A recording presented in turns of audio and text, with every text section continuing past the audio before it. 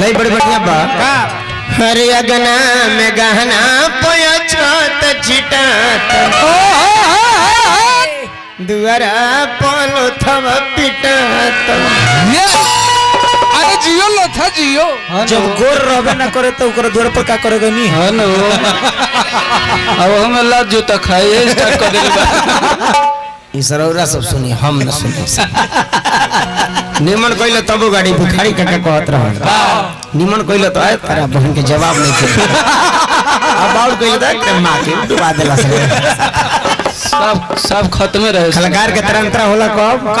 रात भर लंगड़ा से कड़ा हो गई रह तड़ी जाला सकी जाए दो सब सुन रहा हां जी ये लड़का कहले मंगल के दायक बाई देवतन कहले नायक बानी आ मंगल हरि ले आ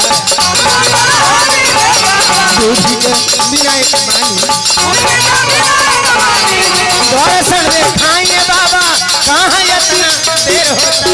दर्शन दिखाइए बाबा कहाँ इतना देर होता पीतम मैया गौरा सब न है आवे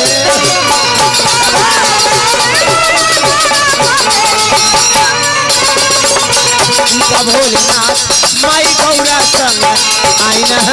अमेर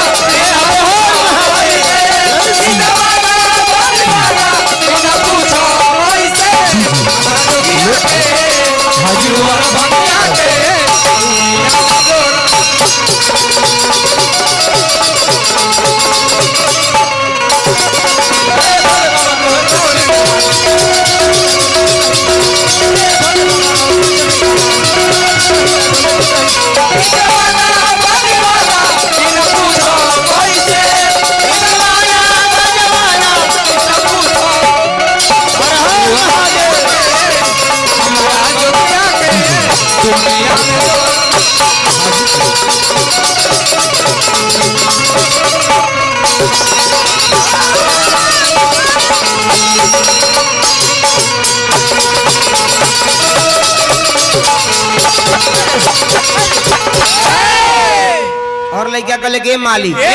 जैसे सृष्टि के उत्पत्ति भइल बा आ जब विनाश होई ओ समय तक रौराई जा बानी अंत हो जाए मनुष्य के तबले भगवान नहीं है के भगवान श्री गणेश और सृष्टि हमने के जब ना भई रहे तब सबसे पहले गणेश जी आ गए तब ना अपना बाबुओं के बियाह में पूजा गए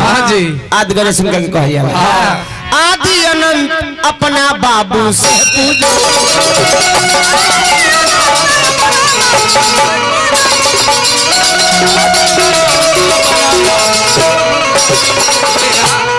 आदि अनंत अपना बाबू से पूजैनी देवो में महादेव के बाबू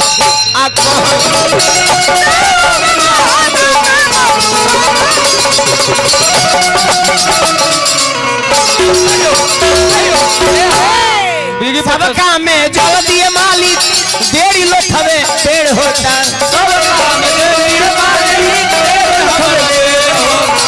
सबका में जल दिए बाबा बेड़ी हमारी बेर होता पिता भोलेनाथ माता गौरा संग आईना अबेर होता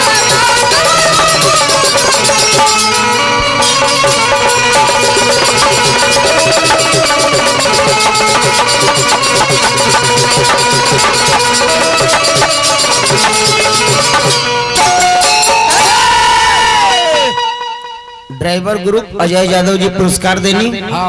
एगो भाई तो सिक्के फेंक देता नहीं कपार फट जाए भाई सिक्का एगो ना फेंकनी हां एक मुट्ठा लेके फेंक देनी कि जहां लगी कस के लगे दो चार गो डाका पड़ जाओ आराम से हारमोनियम पर धो दे पैसा फेंकल ना जाला ओ बेइज्जत